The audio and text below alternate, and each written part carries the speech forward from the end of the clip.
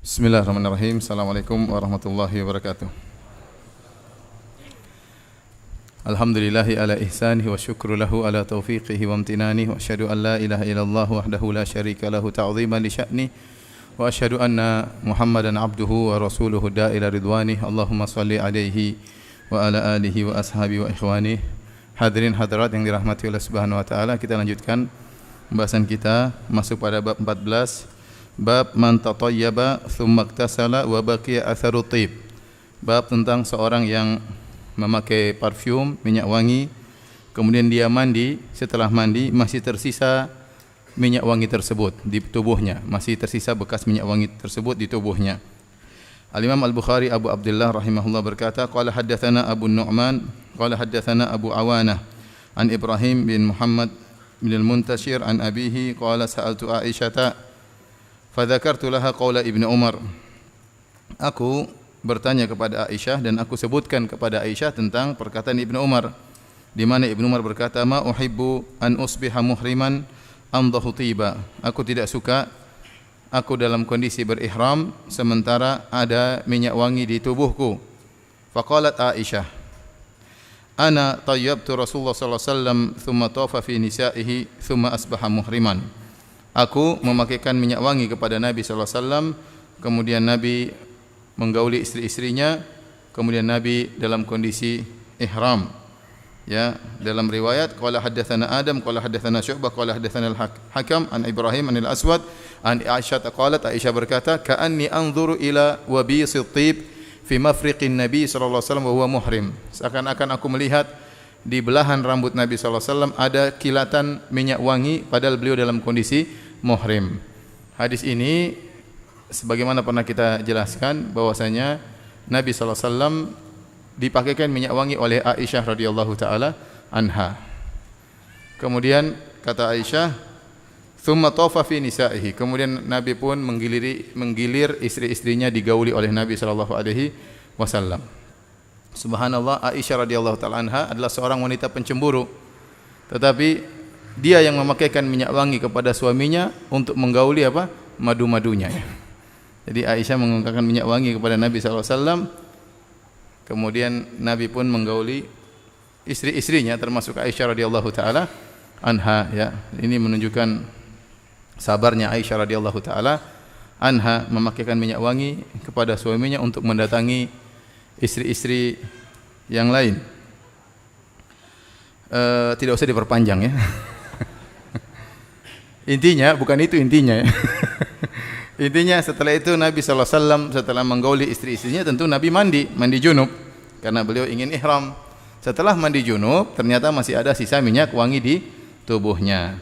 Nah, ini diingkari oleh Ibnu Umar. Kata Ibnu Umar, aku tidak suka kalau aku dalam kondisi berihram ada minyak wangi di tubuhku. Maka dibantah oleh Aisyah dengan dalil bahwasanya dalam masalah fikih terkadang khilaf di antara para sahabat. Ibnu Umar punya pendapat, Aisyah punya pendapat, dan Aisyah yang lebih benar karena Aisyah yang mengetahui bagaimana kondisi Nabi sallallahu alaihi wasallam. Maka Aisyah membantah pendapat Ibnu Umar. Dalam riwayat lain dia berkata, rahimallah Aba Abdurrahman, semoga Allah merahmati Ibnu Umar. Dia salah, yang benar begini.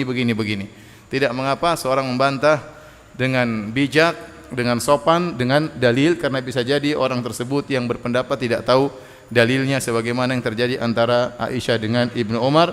Bahkan Aisyah mengatakan, sungguh aku melihat di belahan rambut Nabi sallallahu alaihi wasallam ada kilatan bekas minyak wangi. Artinya minyak wangi masih tersisa di rambut Nabi dan tubuh Nabi meskipun Nabi setelah mandi junub.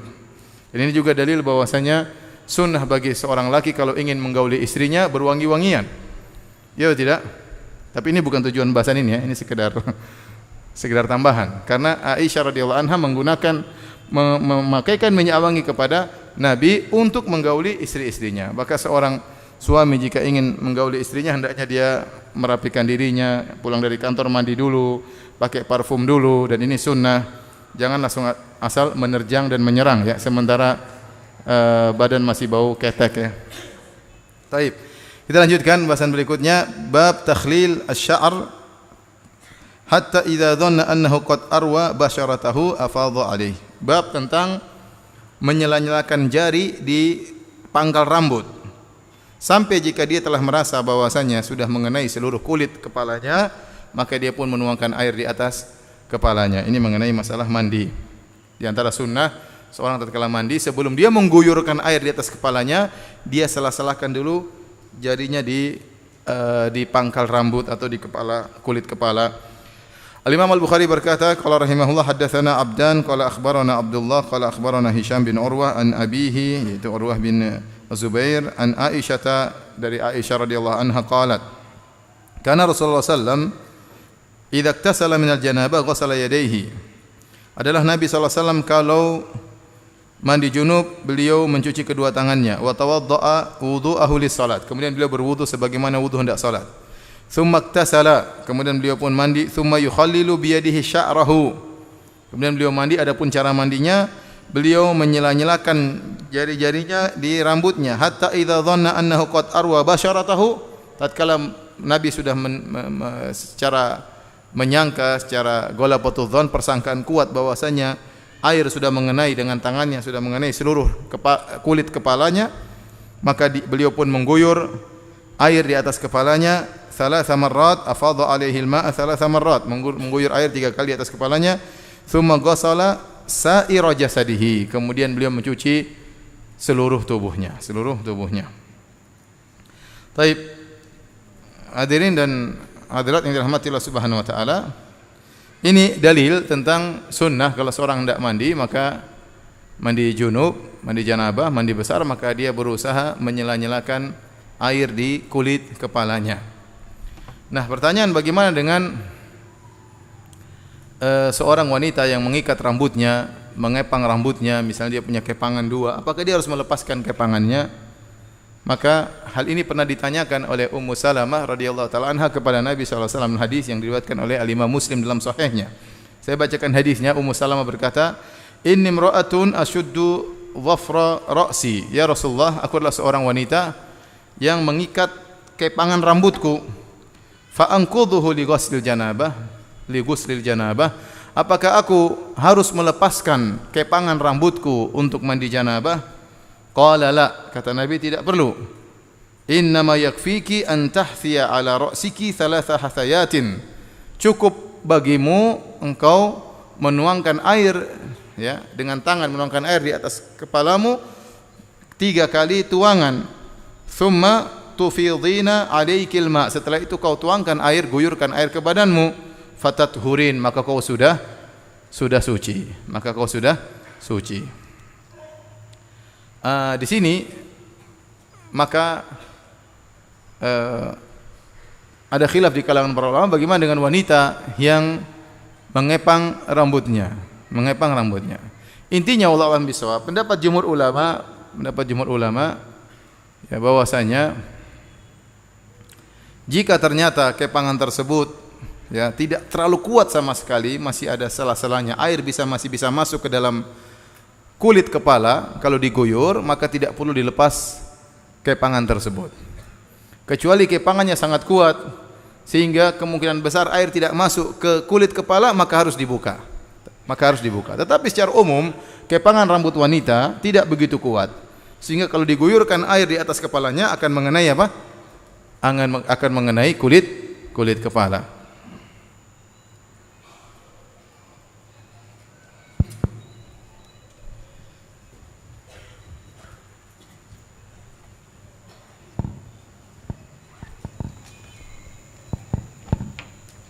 Sekarang permasalahan tentang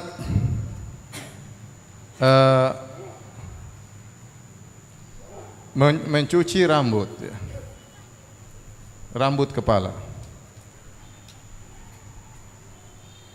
Hadis-hadis yang datang semuanya tentang kulit kepala. Tentang apa? Kulit kepala. Karena Nabi SAW memasukkan jari-jarinya untuk basyaratahu, yaitu kulit kepalanya. Itu yang Nabi fokus untuk terkena air.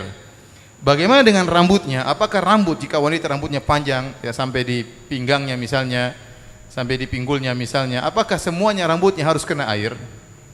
Ini ada secara umum ada 3 pendapat di kalangan para ulama, ada khilaf ya. Ada yang mengatakan harus seluruh rambut harus ikut mandi. Yaitu harus basah. Harus basah. Dicuci.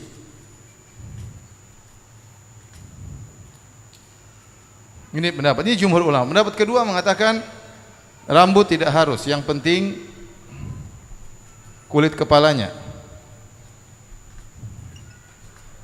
Dan ini qaul dari, ini satu pendapat riwayat dari Imam Ahmad. Mereka berdalil dengan apa? Dengan bahwasanya rambut itu bukan dari kehidupan, ya. Rambut bukan dari kehidupan, bukan itu fokusnya. Oleh karena jika saya pernah sampaikan, jika ada rambut dipotong maka kita tidak terasa sakit. Rambut dipotong maka tidak terasa sakit, maka itu bukan itu yang penting. Yang penting adalah kulit apa? Kulit kepala. Yang penting adalah kulit kepala, bukan rambutnya. Ini pendapat yang ketiga, ini pendapat yang tengah, yaitu ya, rambut harus diguyur air.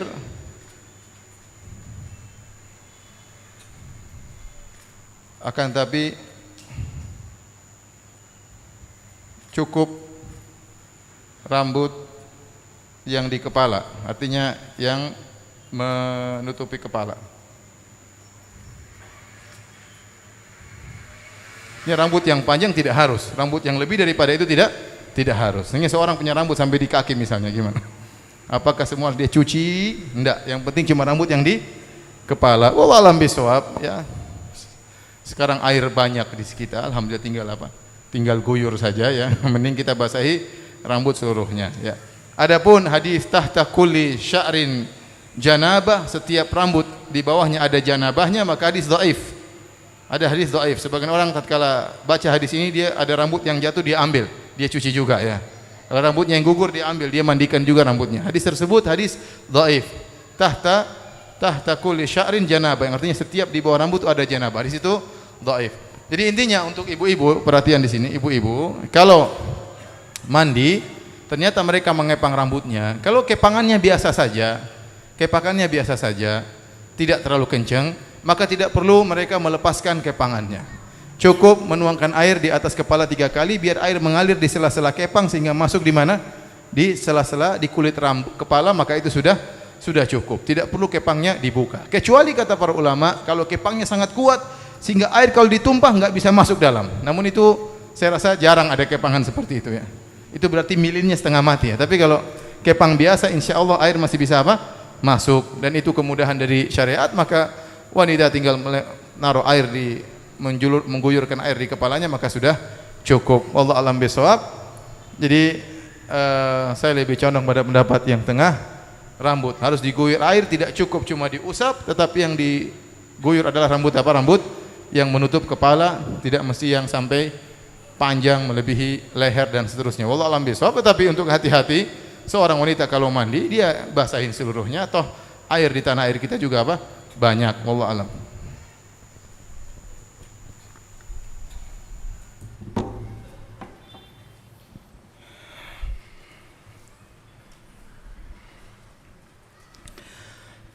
Kita lanjutkan hadis berikutnya.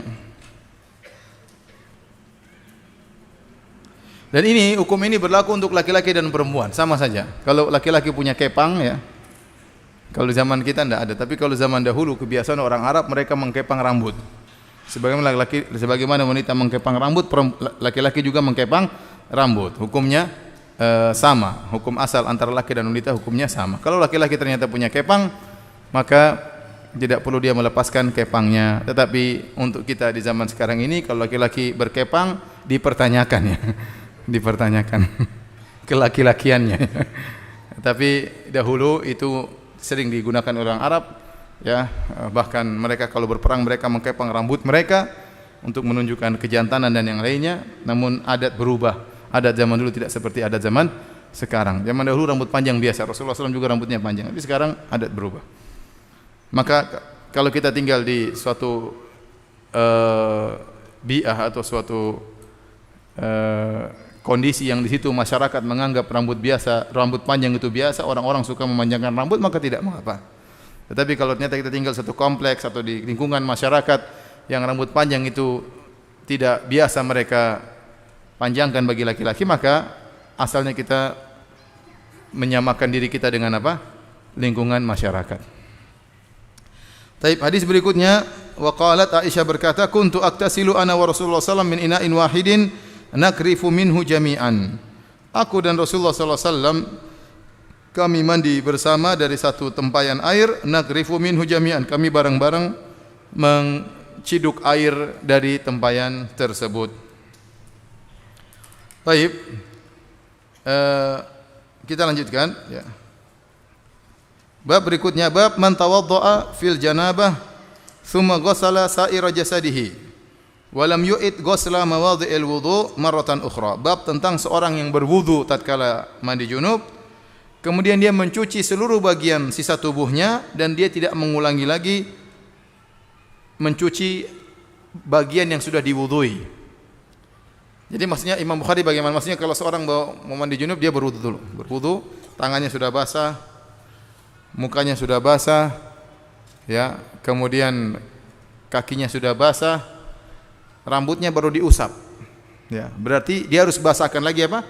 Rambutnya. Karena rambutnya belum dicuci. Kalau wudu rambut cuma dia apa? Diusap. Dan namanya mandi lain dengan mengusap. Maka tidak cukup hanya sekedar mengusap. Maka dia cuci, Rasulullah SAW mencuci kepalanya, wajahnya tidak perlu lagi karena tadi sudah dicuci waktu wudu. Tangannya tidak perlu lagi karena tangannya sudah dicuci tadi tatkala wudu. Paham? Tinggal badannya yang belum kena air, itu yang dikenakan air. Ingat zaman dahulu air cuma sedikit, apalagi Nabi SAW hanya mandi dengan satu sa'. Maka tidak perlu kita membasahi tangan kedua kali, tidak perlu kita membasahi wajah kedua kali, tidak harus. Ya, kalau mau diulang lagi enggak ada masalah, air banyak. Tetapi apakah harus? Jawabannya tidak harus. Sudah cukup dengan wudu yang pertama kali. Al-Imam Al-Bukhari berkata, qala hadatsana Yusuf bin Isa qala akhbarana Al-Fadl bin Musa qala akhbarana Al-A'mash an Salim an Quraib maula Ibni Abbas an Ibni Abbasin an Maimunah radhiyallahu anha qalat, dari Maimunah istri Nabi sallallahu alaihi wasallam beliau berkata, wada'a Rasulullah sallallahu alaihi wasallam wudu'al janabati. Rasulullah sallallahu meletakkan air untuk mandi junub, fakafa'a biyaminihi ala yasarihi marratain aw thalathan. Kemudian Nabi menuangkan tempat air tersebut, memiringkan dengan tangan kanannya sehingga air tertuang ke tangan kirinya 2 kali atau 3 kali. Tsumma ghassala farjahu. Artinya Nabi tuangkan, kemudian Nabi mencuci kemaluannya, Nabi cuci lagi, tuangkan lagi, cuci kemaluannya dengan tangan kiri, Nabi tuangkan lagi ketiga kali, mencuci tangan dengan tangan kirinya kemaluannya. Tsumma daraba yadahu bil ardi. Kemudian Nabi mengusapkan tangan kirinya di tanah, awil haid atau di tembok, marratain aw thalathan, sekali atau 2 kali. Tsumma matmadha wastanshaqa. Kemudian Nabi berkumur-kumur dan menghirup air, itu Nabi berwudu. Wa ghassala wajhahu wa idra'aihi. Kemudian Nabi mencuci wajahnya dan mencuci kedua tangannya. Tsumma afadha ala ra'sihil ma. Di sini Nabi tidak mengusap kepalanya tapi langsung apa? Mencuci kepalanya, ya.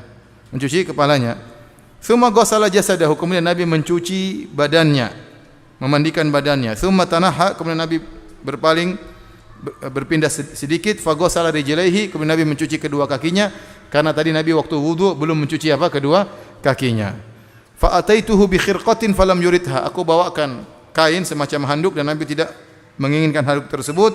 Fa ja'ala yanfudul ma' bi yadihi. Kemudian Nabi mengebaskan tangannya, air dari tangannya demikian. Di sini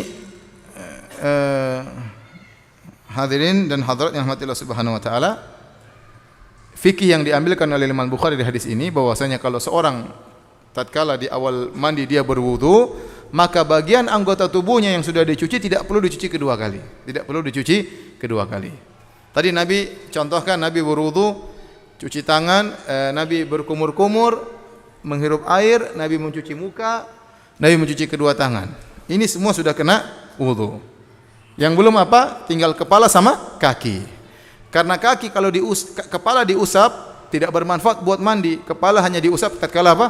Wudu. Maka Nabi tidak perlu mengusap kepala, beliau langsung apa? Mandikan kepalanya. Kemudian terakhir karena kakinya belum dimandikan, maka kemudian Nabi baru terakhir memandikan atau mencuci kedua kakinya. Jadi anggota tubuh yang tadi yang sudah terkena air wudu tidak perlu dimandikan lagi. Cuma sisa tubuh yang lain.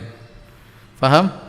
Dan inilah konsekuensi dari pernyataan Maimunah, ya, atau pernyataan Aisyah. Beliau berkata, "Tsumma ghassala sa'ira jasadihi." Kemudian Nabi mencuci sa'ira. Sa'ira dalam bahasa Arab artinya sisa bagian tubuh yang lain.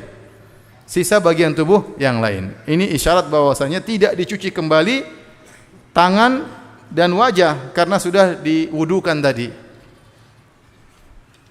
Tapi kalau kita ya tinggal gebiar ya karena air banyak ya. Ini kalau air sedikit ikut cara Nabi sallallahu alaihi wasallam. Baik. Dalilnya, buktinya Nabi sallallahu alaihi wasallam terakhir baru mencuci kedua kakinya. Berarti kedua kakinya tadi belum kena air. Kedua kakinya belum kena air. Tapi kita lanjutkan hadis berikutnya, bab idza dzakara fil masjid annahu junubun kharaja kama huwa wa la yatayammam. Bab tentang jika seorang ingat di masjid dia dalam kondisi junub, maka dia keluar sebagaimana kondisinya dan tidak perlu tayammum. Tidak perlu tayammum.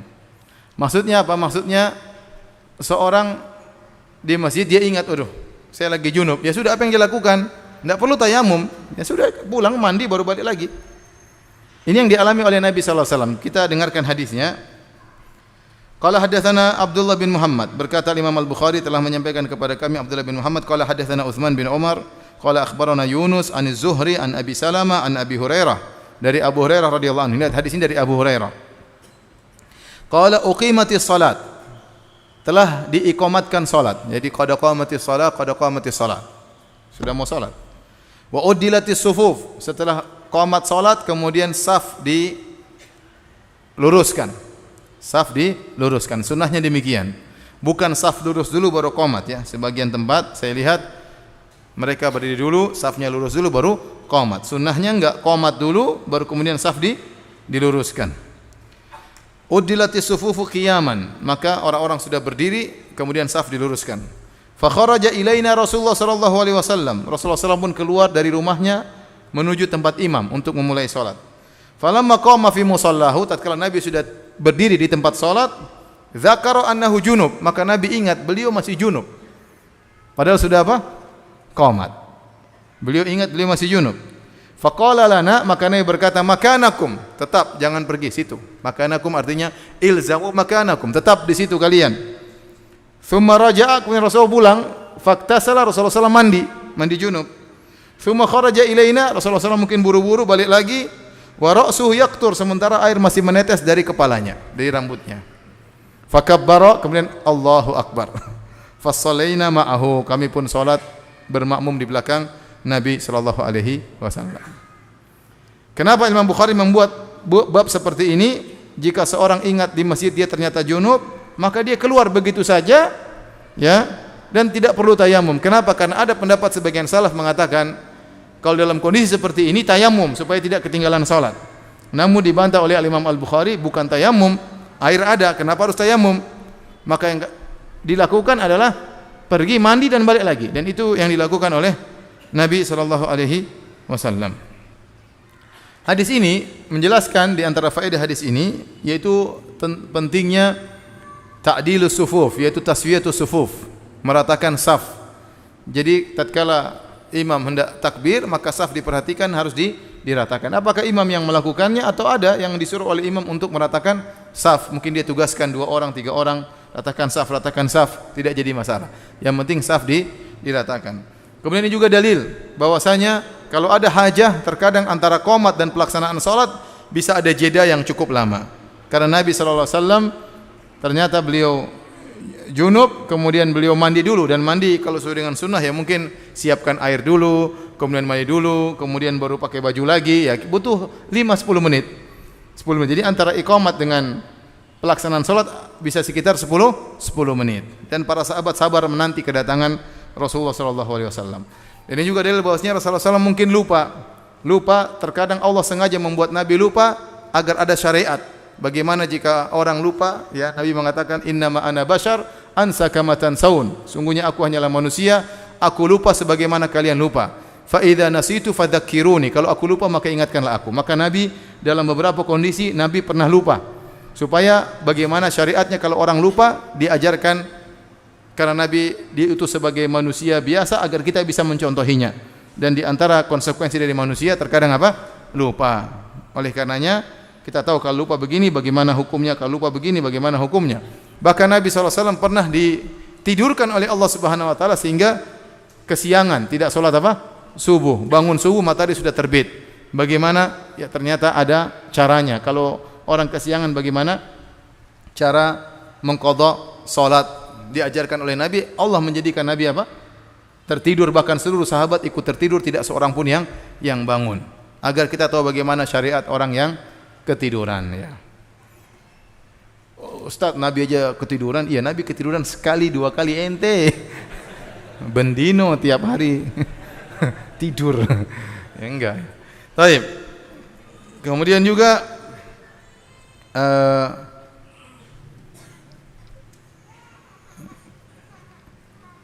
Nabi SAW dalam riwayat yang lain, datang dalam riwayat Imam Ahmad, Ibnu Majah, Musnad Imam Ahmad, riwayat Abu Dawud, datang dalam beberapa riwayat dari beberapa sahabat, di antaranya Abu Hurairah radhiyallahu anhu, dari Anas bin Malik ya, dari Abu Bakrah ya, dari Ali bin Abi Thalib. Riwayat-riwayat dhaif, tetapi semuanya menunjukkan pernah ada satu kejadian mirip dengan kejadian ini. Nabi sallallahu alaihi wasallam masuk masjid, kemudian para sahabat sudah siap, sudah qomat, kemudian Nabi takbir, Allahu Akbar. Para sahabat takbir. Fakabbarna ma'ahu, Allahu Akbar. Setelah itu Nabi ingat ternyata dia junub sallallahu alaihi wasallam. Maka Nabi berkata, makanakum, tunggu dulu. Nabi mandi.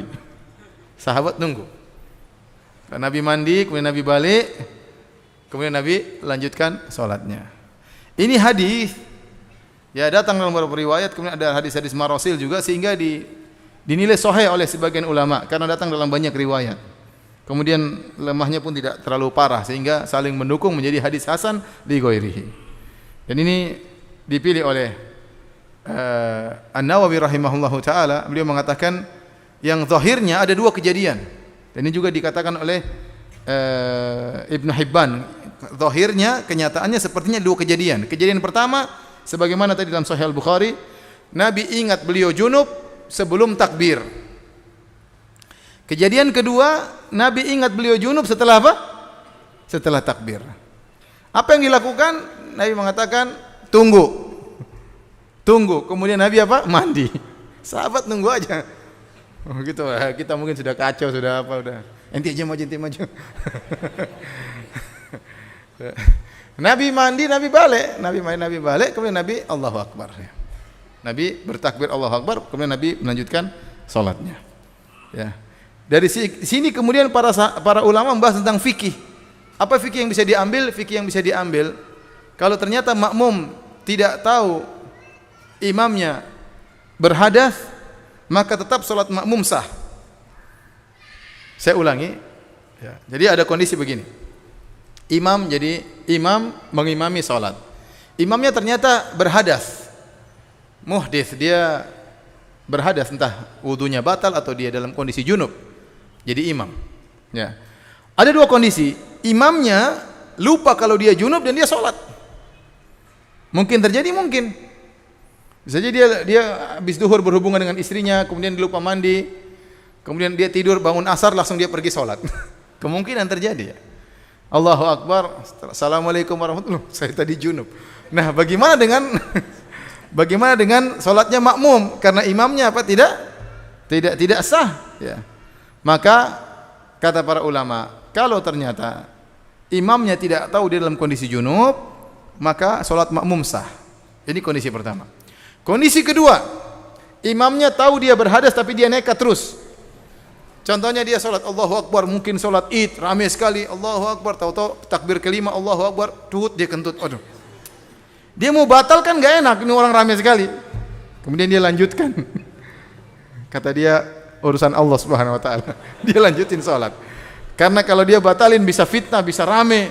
Dia melihat maslahat yang besar, dia lanjutkan. Bagaimana dengan salat makmum? Imamnya tahu dia batal tapi dilanjutkan, tapi makmum tidak tahu kalau imamnya dalam kondisi apa? Batal. Pendapat yang rajih dalam mazhab Syafi'i, tetap salatnya makmum sah. Salat makmum hanya tidak sah kalau dia tahu imamnya batal dan dia ikut, itu baru tidak sah. Paham? Jadi kondisi yang tidak sah kalau makmum tahu imamnya tidak sah dan dia nekat ikut, berarti salatnya tidak sah. Tapi kalau makmum tidak tahu imamnya tidak sah, salatnya tetap sah. Dalilnya apa? Dalilnya tadi. Jadi Nabi SAW, Allahu Akbar, para sahabat takbir Allahu Akbar. Rasulullah SAW tunggu, Rasulullah SAW mandi. Kemudian Rasulullah SAW balik, para sahabat masih melanjutkan sholatnya tadi. Rasulullah ulang Allahu Akbar. Tapi para sahabat masih melanjutkan takbiratul ihram yang pertama. Faham? Sehingga dalil bahwasanya kalau imam tidak sah tapi makmum tahu, tetap sholat makmum apa? Sah. Faham? Paham tidak? Baik.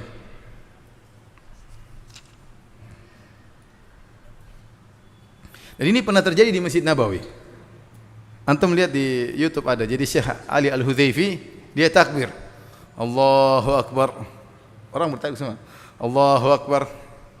Tahu-tahu dia bilang, daqiqah, tunggu sebentar. Tunggu sebentar. Dia pergi wudu. Hafizahullah, beliau pergi. Ini makmum bingung semua, ada yang lihat gini. Di YouTube ada. Tapi ini menunjukkan beliau faqih. Beliau apa? Faqih. Ya, mungkin dia baru ingat ternyata buang angin atau bagaimana, enggak tahu, namanya orang lupa. Kemudian dia wudu, dia balik lagi. Ya udah lanjut lagi Allahu Akbar, dia salat. Itu jadi heboh waktu itu. Ini Syekh bagaimana sih? Kok enggak ngerti sih? Ente yang bahlul. Tidak ngerti fikihnya. Ini pernah dilakukan oleh siapa? Nabi SAW. Subhanallah, Allah mentakdirkan Nabi seperti itu, lupa, dan kejadian bagi umatnya. Pelajaran bagi apa? Umatnya apa yang harus mereka lakukan jika terjadi demikian. Oleh karena jadi imam itu perlu belajar tentang fikih apa? Fikih imam. Baik, kita lanjutkan. Bab nafdhil yadain minil ghusli anil janabah. Bab tentang mengkibaskan kedua tangan setelah mandi janabah.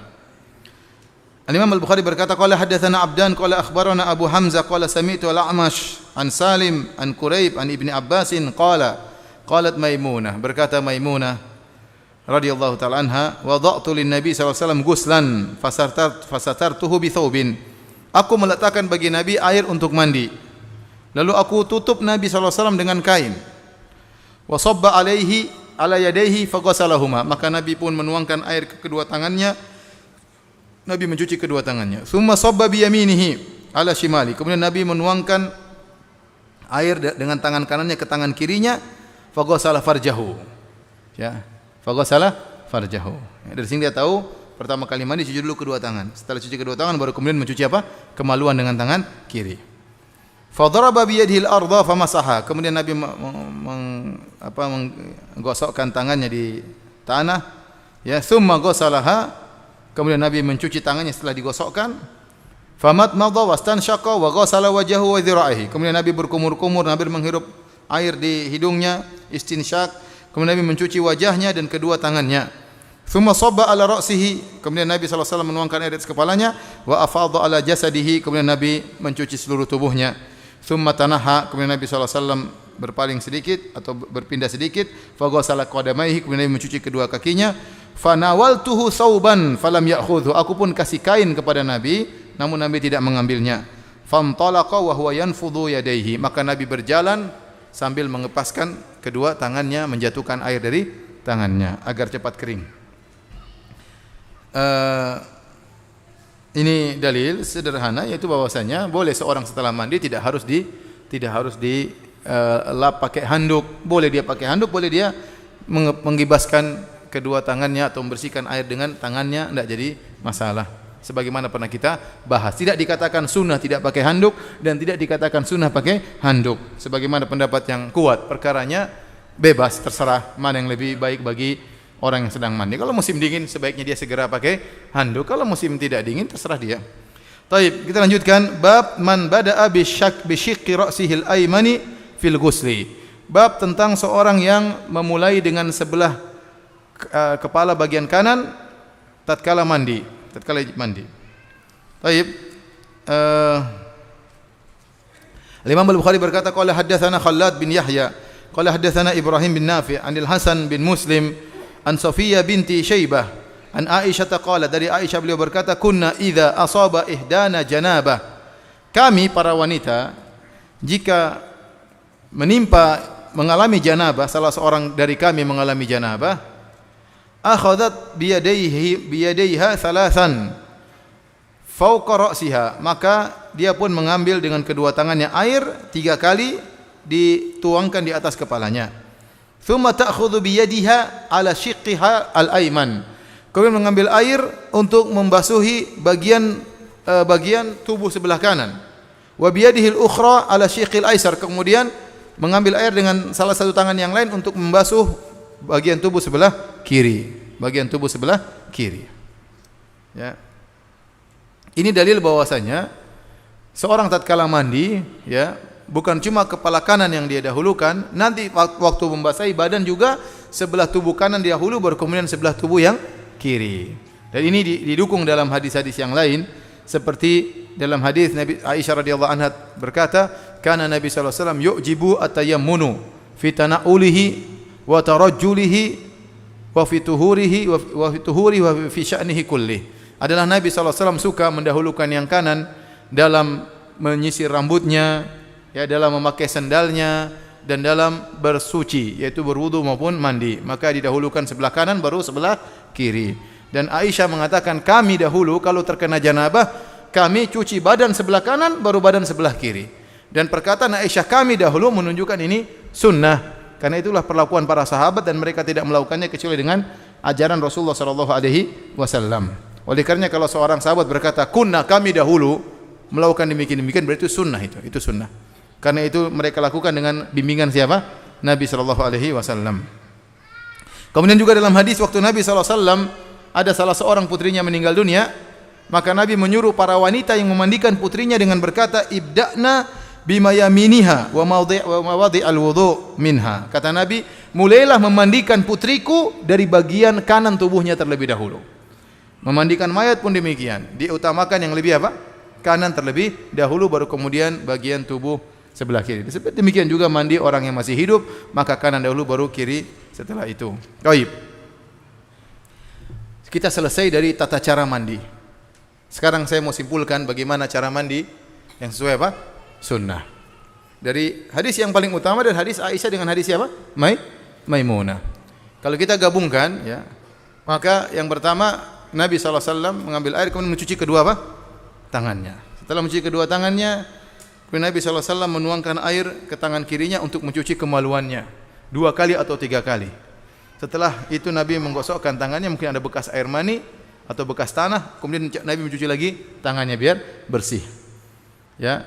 Setelah itu Nabi SAW berwudu, berkumur-kumur, ya. Tangan sudah kan? Langsung apa? Berkumur-kumur, menghirup air, kemudian mencuci wajah seperti wudu, kemudian mencuci tangan kanan, kemudian mencuci tangan kiri. Setelah itu tidak perlu mengusap kepala, ya. Sebagian hadis mengatakan dia berwudu sebagian wudunya salat, yaitu kalau hadis Aisyah Nabi wudu sempurna. Nabi wudu sempurna. Ini perbedaan antara hadis Aisyah dengan hadis apa? Maimunah. Kalau hadis Maimunah tidak. Setelah tangan maka langsung mencuci apa? Kepala. Adapun cuci kepala ngambilnya kanan terlebih dahulu, kemudian kiri terlebih dahulu, atau bisa juga 2 tangan tapi sedikit-sedikit, ya. Baru kemudian apa? Tengah, sambil dia apa? Digosok-gosokkan. Jadi sebelah kanan digosok-gosokkan, sebelah kiri digosok-gosokkan, kemudian tengah-tengah digosok-gosokkan. Setelah itu kalau sudah, baru kemudian mengguyurkan air ke kepala dan badan. Badan terlebih dahulu sebelah kanan, kemudian badan sebelah kiri. Setelah itu baru kemudian mencuci kaki kanan dan mencuci kaki kiri. Selesai. Itu cara mandi Nabi sallallahu alaihi wasallam. Paham? Coba satu maju praktek, saya pengen lihat. Yang besar badannya mana? Jangan melihat, lihat diri sendiri, ya. Coba siapa yang maju? Hah? Antum yang besar sini. Antum, ya. Jangan lihat belakang, antum. Ya. Sini. Coba. Ya, praktekkan. Hadap ke depan, ya. Cara mandi junub. Masuk WC dulu, baca doa. Bismillah, ya. Ya, sudah. Terus habis itu cuci tangan dulu duanya. Kedua tangan cuci dulu. 2 tangan, ya, sudah. Terus habis itu tumpah ke tangan kiri, cuci kemaluan. Berapa kali? 2-3 kali. Kemudian gosok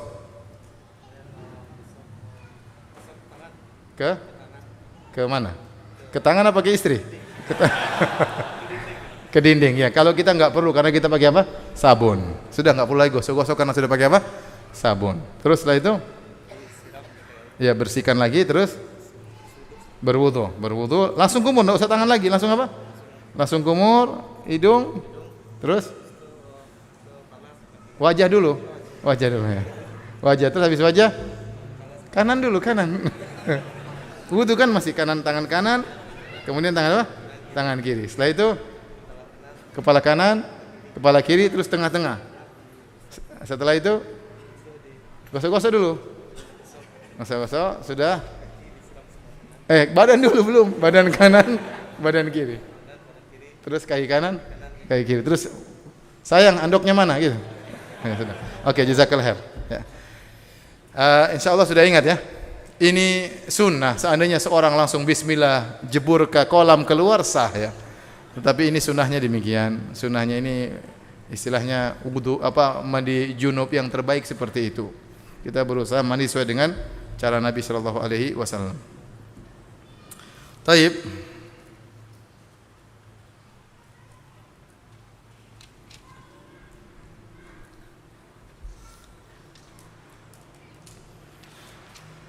Saya tanya masalah antum, ya.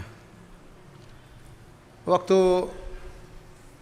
Aisyah berkata, "Tsumma ghassala sa'ira jasadihi," kemudian setelah Nabi berwudu, setelah menggosok-gosokkan kulit kepalanya, kemudian Nabi menyuci seluruh anggota tubuhnya. Ada kemungkinan enggak Nabi kemudian mencuci atau kemaluannya lagi untuk kedua kalinya? Ada kemungkinan ya. Karena anggota tubuh sudah enggak, tetapi sisa tubuh Nabi cuci lagi. Bisa Nabi alirkan air saja karena namanya mencuci tidak harus menggosok. Menggosok itu lebih baik tapi tidak harus. Tapi ada kemungkinan Nabi menyentuh kemaluannya lagi. Oleh karena sebagian ulama berpendapat hadis ini menunjukkan menyentuh kemaluan tidak membatalkan apa? Wudu. Ini pendapat sebagian ulama. Karena kalau seorang sudah berwudu kemudian dia ingin mencuci dulu tubuhnya lagi, dia pasti apalagi air cuma sedikit, dia akan menggosokkan air ke kemaluannya. Tapi ini cuma zon, persangkaan tidak jelas. Yang jelas menyentuh kemaluan itu ada khilaf di kalangan para ulama membatalkan wudu atau tidak. Sebagian ulama mengatakan membatalkan, sebagian ulama mengatakan tidak karena dua hadis yang seakan-akan kontradiktif. Sebagian ulama menjamakkan kalau dia menyentuh kemaluannya kemudian dia berhasrat baru batal. Kalau dia menyentuh kemaluannya ternyata tidak berhasrat maka tidak membatalkan wudu. Berdasarkan hadis Thalq bin Ali, Nabi mengatakan innama huwa bat'atun minka. Itu hanyalah bagian dari tubuhmu, tidak ada bedanya kau sentuh kemaluan dengan bentuk tanganmu, tidak ada bedanya. Selama tidak berhasrat maka tidak membatalkan wudu. Tapi kita lanjutkan hadis berikutnya. Bab man iktasala uryanan wahdahu fi khalwatin wa man tasattara fatasatturu afdal. Bab tentang seorang yang mandi dalam kondisi telanjang sendirian. Fi khalwah, tidak ada yang lihat. Dan tentang orang yang mandi dalam kondisi tertutup badannya, maka mandi dalam kondisi tertutup itu lebih afdal, lebih afdal. Wa qala Bahaz an abi an jaddihi an Nabi sallallahu alaihi wasallam. Dari hadis Bahaz dari ayah dari kakeknya, Nabi sallallahu alaihi wasallam berkata, Allahu ahaqqu an yustahya minhu minan nas. Allah lebih utama untuk dia malui daripada dia malu kepada manusia. Hadis Bahaz bin Hakim, hadisnya begini. Qultu, kakeknya berkata, ya Nabi Allah, auratuna ma na'ti minha wa ma nadhar. Ya Rasulullah, aurat kami mana yang harus kami jaga dan mana yang kami biarkan, ya. Maka kata Nabi sallallahu alaihi wasallam, ihfaz aurataka illa min zaujatik. Kata Nabi, jagalah auratmu kecuali dari istrimu. Artinya tidak mengapa terbuka di hadapan istrimu. Au ma malakat yaminuk, atau budak wanitamu, tidak mengapa karena budak wanita halal untuk digauli oleh majikannya. Qultu ya Rasulullah, ahaduna idza kana khalian. Ya Rasulullah, bagaimana kalau kita sendirian? Bolehkah kita tidak berpakaian? Tidak ada yang lihat. Qala Allahu ahaqqu an yustahya minhu minan nas. Allah lebih utama untuk kau malui. Maka janganlah kau telanjang sendirian, ya. Ini hadis dibawakan oleh Imam Al-Bukhari dengan hadis muallaq, ya, tidak disebutkan sanadnya secara lengkap, tapi dengan sigat majzum, ya, seakan-akan hadis ini disahihkan oleh Imam Al-Bukhari. Kemudian Al-Bukhari punya pendapat, beliau mengatakan kalau seorang mandi telanjang boleh, tetapi kalau berpakaian lebih afdal. Kenapa beliau berpendapat demikian? Karena ada hadis-hadis yang menunjukkan bolehnya mandi telanjang. Ya. Bolehnya mandi telanjang. Di antaranya hadis-hadis tentang Nabi mandi sebelumnya, banyak hadis-hadis ya menunjukkan Nabi SAW mandi telanjang dan dilihat oleh istrinya. Nah, tapi bagaimana kalau mandi telanjang sendirian tanpa istri? Ini kan jadi begini, kalau antum mandi telanjang sama istri nggak ada masalah. Nabi mandi telanjang sama siapa? Aisyah radhiyallahu taala anha. Kemudian tadi juga Nabi mengatakan buka auratmu di hadapan istrimu nggak ada masalah. Ya. Tetapi yang jadi masalah kalau sendirian. Bagaimana kalau sendirian tidak ada istri, tidak ada yang lain? Nah, tidak ada keperluan untuk telanjang. Hukumnya kata Imam Al-Bukhari boleh antum mandi sendirian telanjang, ya. Tetapi kalau berpakaian lebih baik. Adapun kenapa lebih baik berdasarkan hadis Bahas bin Hakim tadi yang kita sebutkan, kata Nabi SAW, Allah lebih utama untuk kau malui kalau kau telanjang sendirian. Adapun yang membolehkan mandi telanjang, hadis-hadis di antaranya hadis kisah tentang Nabi Musa alaihissalam. Saya bacakan hadisnya.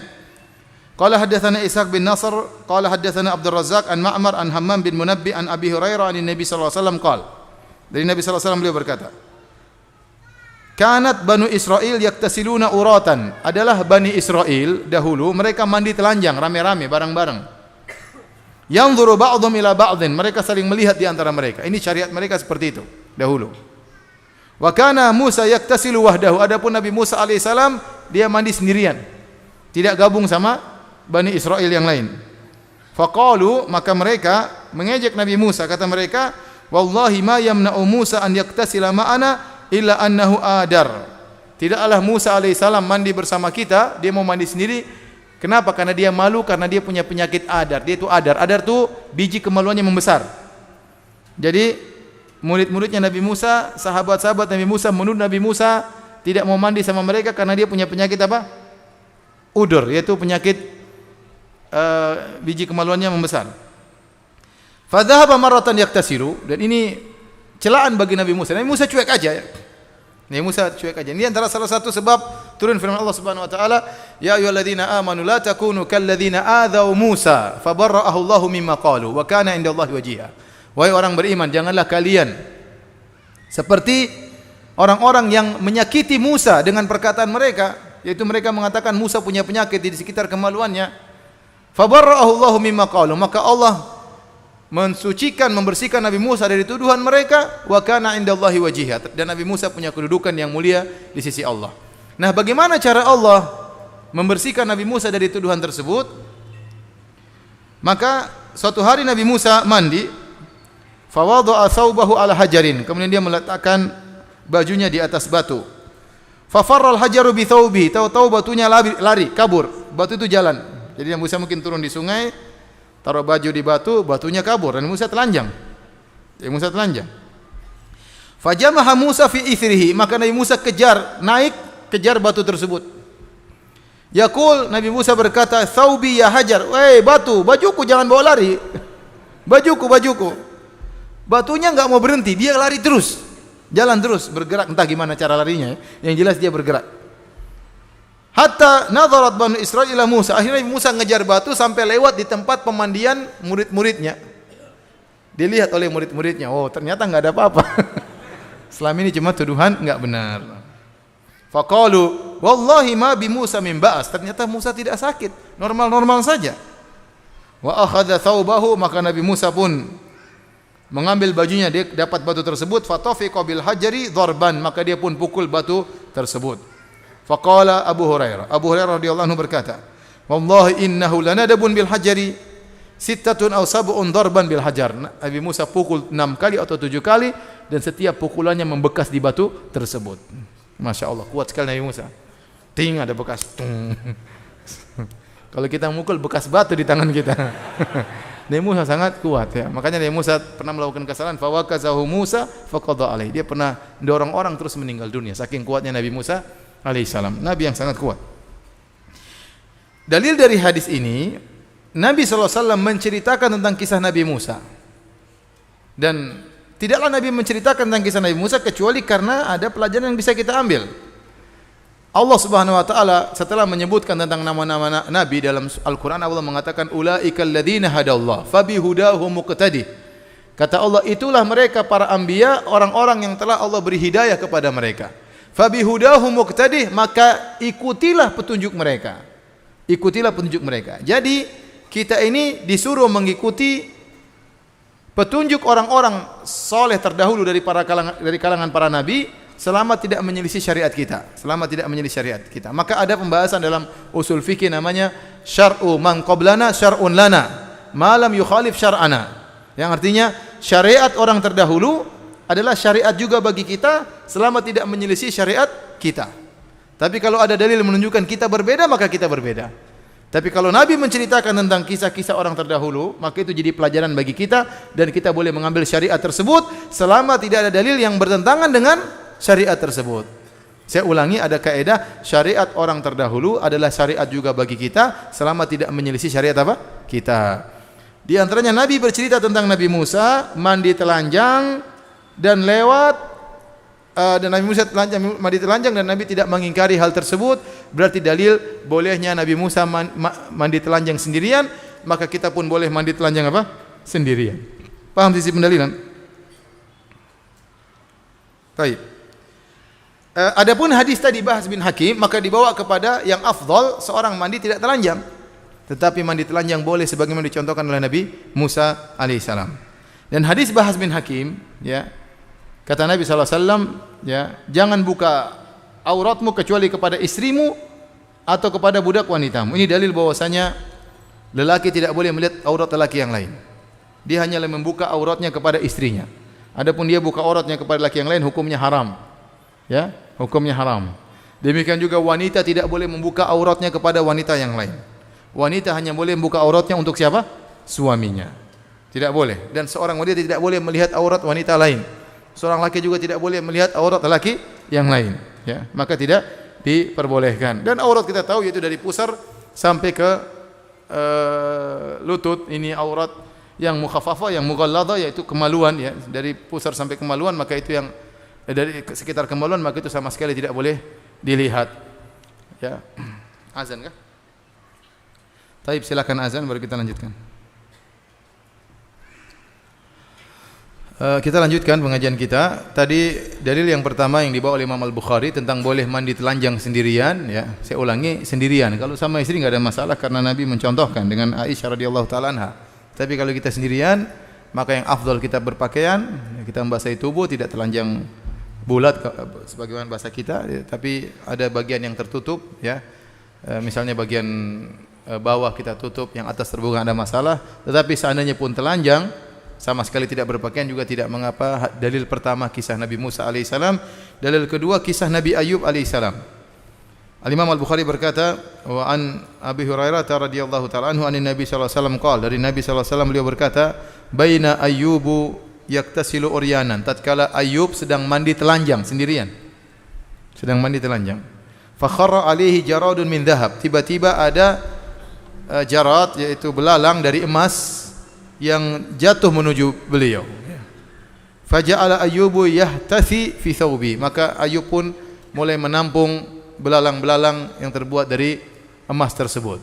Namanya emas biasanya langsung jatuh demikian, tapi Allah Maha Kuasa, Allah menjadikan emas tersebut dalam bentuk apa? Belalang, sehingga jatuhnya dengan perlahan bisa disambut oleh apa? Ayub alaihissalam sambil menampungnya dengan bajunya. Fanadahu rabbuhu, maka Rabbnya berkata kepadanya, yaitu Allah Subhanahu wa taala, ya Ayyub, wahai Ayyub, alam akun agnaituka amma tara, bukankah aku telah memberi engkau kecukupan, tidak perlu lagi dengan apa yang kau lihat. Maksudnya tidak usah perlu sibuk untuk ngumpulin belalang dari emas. Maka kata Nabi Ayyub alaihissalam, qala bala wa izzatika, tentu ya Allah, apa yang kau berikan kepadaku sudah cukup demi keperkasaan engkau. Walakin lagi nabi an barakatik, tetapi aku tidak pernah merasa puas dengan keberkahan darimu. Tidak pernah aku merasa puas dengan keberkahan darimu. Kata Imam Al-Bukhari, rawahu Ibrahim an Musa bin Uqbah an Safwan bin Sulaim an Atha bin Yasar an Nabi Hurairah an Nabi sallallahu alaihi wasallam. Itu sanadnya. Ini dalil bahwasanya Ayub pernah mandi telanjang sendirian. Makanya diceritakan oleh Nabi. Kalau tidak boleh tentu Nabi akan komentar, tetapi Ayub salah. Tetapi Nabi tidak komentar, menunjukkan itu hal yang diperbolehkan, mandi telanjang sendirian. Dan kemudian Allah melihat Nabi Ayub mandi telanjang, dan Allah berbicara dengan Nabi Ayub sementara dalam kondisi telanjang. Dia mengambil bajunya untuk mengumpulkan belalang emas yang berjatuhan. Maka Allah berkata, wahai Ayub, bukankah aku sudah beri kau kecukupan? Kenapa masih ngumpulin emas terus? Kata Nabi Ayub, benar, engkau sudah beri aku kecukupan, tapi aku tidak pernah merasa puas dengan keberkahan darimu. Kata para ulama yang dalil, seorang boleh mengumpulkan harta sebanyak-banyaknya dengan syarat dia mencari keberkahan. Maksudnya apa? Harta tersebut untuk dia infakkan di jalan Allah, untuk dia berikan kepada fakir miskin, untuk dia gunakan sebagai dana dakwah, untuk bangun masjid, tidak apa-apa. Berarti tujuan dia bukan dunia. Adapun seorang yang mengumpulkan harta untuk dunia, untuk memperbesar rumahnya, memperbanyak mobilnya, maka ini bukan orang yang zuhud, bukan orang yang zuhud. Adapun Nabi Ayub alaihissalam, tatkala mengumpulkan emas tersebut, dia ingin keberkahan dari emas tersebut. Artinya untuk dia infakkan di jalan Allah Subhanahu wa taala. Kita punya teman-teman yang bekerja luar biasa, ya, bekerja ngantor tiap hari, cari uang, tapi uangnya memang dia infakkan di jalan Allah Subhanahu wa taala. Maka orang seperti ini baik bagi Islam. Kita butuhkan orang-orang seperti ini. Ya, karena mereka mengumpulkan uang bukan untuk diri mereka sendiri, tapi untuk juga dakwah, untuk bangun masjid, untuk membantu anak yatim, maka tidak mengapa dan dia masih dikatakan zuhud. Yang tidak zuhud adalah orang yang mengumpulkan harta sebanyak-banyaknya untuk perkara-perkara yang mubah. Mobilnya sekian, rumahnya sekian, boleh, tapi itu bukan zuhud namanya. Bukan zuhud namanya. Wallahu alam bisawab. Baik, demikian saja kajian kita. Insyaallah kita lanjutkan pada pekan depan. Yang bertanya kita coba jawab pertanyaannya. Ustaz, bagaimana hukumnya orang yang melakukan salat sunnah ba'diyah dan ingin berpindah tempat tapi dengan cara menyuruh orang yang sedang berzikir yang ada di sampingnya untuk bergeser atau bertukar tempat dengan dia agar dia dapat melaksanakan salat sunnah ba'diyah dengan cara berpindah tempat. Hadis tentang berpindah tempat setelah solat sunnah, hadisnya diperselisihkan, sebagian ulama mendhaifkan, sebagian ulama mensahihkan. Kalau dia sahih, maka ada cara berpindah, tidak harus ke kanan, tidak harus ke kiri, bisa ke depan dikit, bisa mundur dikit, tidak harus kanan kiri. Kemudian kalau kita mempindah kanan kiri, kita lihat kalau teman kita sudah saling memahami, ya, sudah sama-sama begitu saling memahami pindah, maka tidak apa-apa. Tapi kalau teman kita tidak ingin dipindahkan, jangan ente paksa pindahkan. Kalau dia, ya sudah jangan dipaksa. Sunnah pindah. Ente menggeser tuh enggak sunnah. Ya, tapi kalau dia sudah saling mengerti, dia pindah. Kalau dia tidak mau, ente bisa maju dikit, ente bisa mundur dikit, enggak ada masalah. Tidak harus pindah kanan, pindah kiri. Ya. Saya sering sampaikan bahwasanya ini di Masjid Nabawi tidak diterapkan. Ya, tidak diterapkan hal ini. Mereka biasanya sholat sunnah di tempat mereka salat. Tetapi bagi yang mensahihkan hadis ini, maka silakan diterapkan dengan tetap menghargai sunnah yang lain, yaitu orang yang sudah punya tempat, dia lebih utama untuk menempati tempat tersebut. Tidak punya hak kita untuk memindahkan dia, kecuali dia saling mengerti, tidak ada masalah. Ini tadi ada orang bikin surat panjang, intinya minta maaf kepada saya bilang saya maafkan ya. Antum-antum yang mungkin punya salah sama saya, pernah mencela saya karena tidak tahu atau yang lainnya, sengaja maupun tidak sengaja, maka lupakan saja, saya sudah maafkan. Tidak usah tulis surat panjang ya.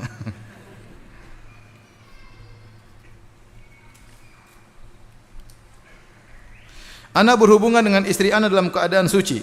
Kemudian setelah selesai ada darah di kemaluan ana, bertanda istri sedang haid. Apa yang harus kami lakukan ya Ustaz? Apakah kami berdosa? Jawabannya tidak. Yang penting waktu antum menjimai, antum yakin dia masih dalam kondisi apa? Bersih. Artinya hukum asalnya dia bersih. Ya, setelah antum berhubungan ternyata ada darah, maka itu tidak ketahuan antum tidak tahu, maka antum tidak berdosa. Ya, ya kecuali kalau antum tahu dia dalam kondisi haid, antum nekat, maka itu yang salah ya.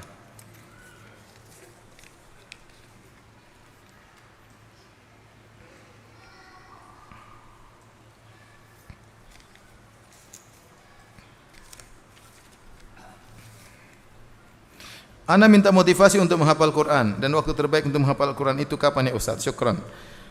Hafal Quran ya, tentunya orang hafal Quran dia akan dimuliakan oleh Allah Subhanahu wa taala. Dia akan ditinggikan derajatnya oleh Allah Subhanahu wa taala. Dia akan dimudahkan untuk salat malam. Dia lebih semangat untuk sujud kepada Allah Subhanahu wa taala.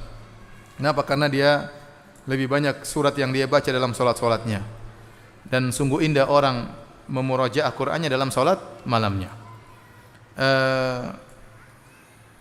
Dan akan menambah iman kalau kita sudah banyak hafal Quran ya, kita salat lebih khusyuk karena kita hafal surat-surat tersebut.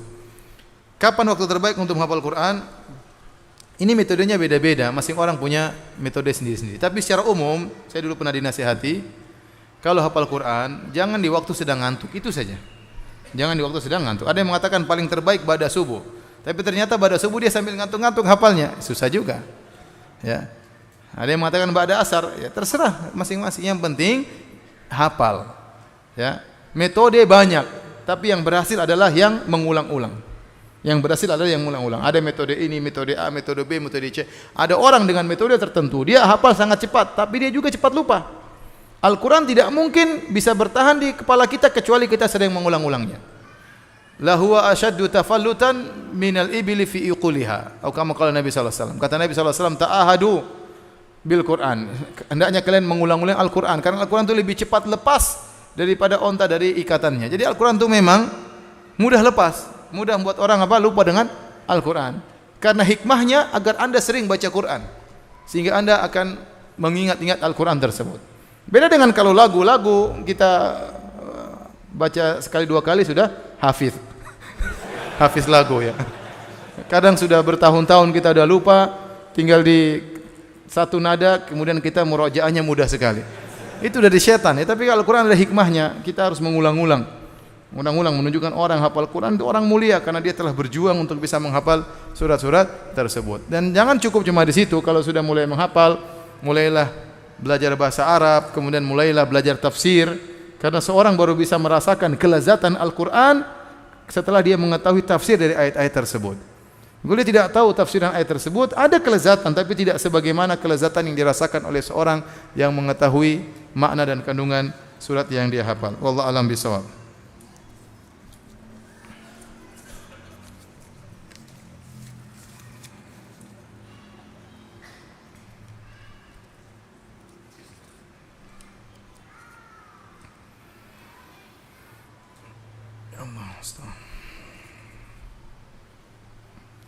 Kalau ada orang di sini bertanya, mengaku bermimpi ketemu Nabi sallallahu alaihi wasallam, kita bilang ya, kita tidak boleh dustakan ya.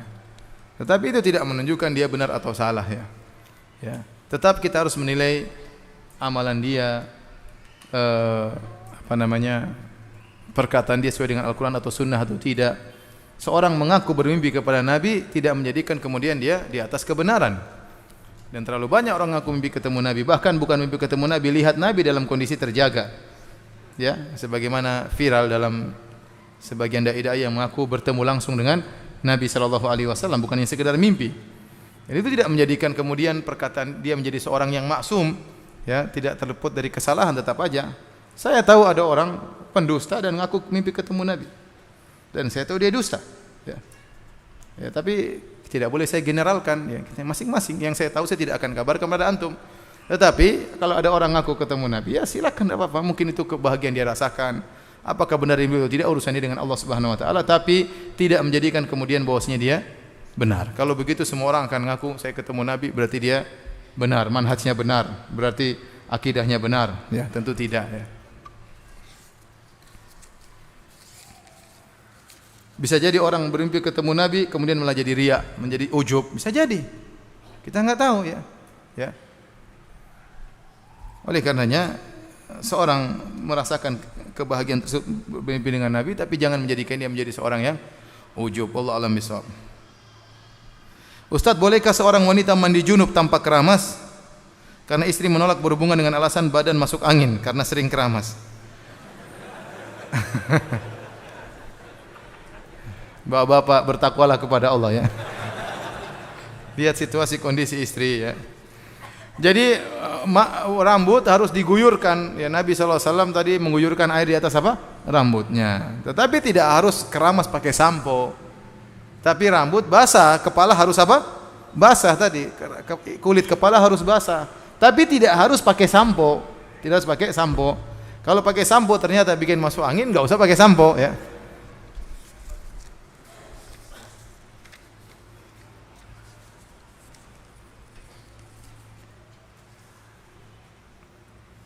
Apakah kalau sudah mandi tidak perlu berwudu lagi? Jawabannya iya, kalau dia mandi junub tidak perlu berwudu lagi. Tapi kalau dia mandi biasa seperti mandi biasa atau mandi solat Jumat, maka dia harus berwudu. Mandi yang mengangkat hadas besar, maka tidak perlu berwudu lagi, seperti mandi janabah atau mandi dari bersih dari haid. Maka sudah mandi tidak perlu berwudu lagi, langsung salat boleh. Tapi demikian saja, mohon maaf banyak sekali pertanyaan saya tidak bisa jawab karena keterbatasan ilmu. Semoga Allah mudahkan kita bertemu lagi di pekan depan. Subhanakallah bihamdik asyhadu an la ilaha illa anta astaghfiruka wa atubu ilaik. Assalamualaikum warahmatullahi wabarakatuh.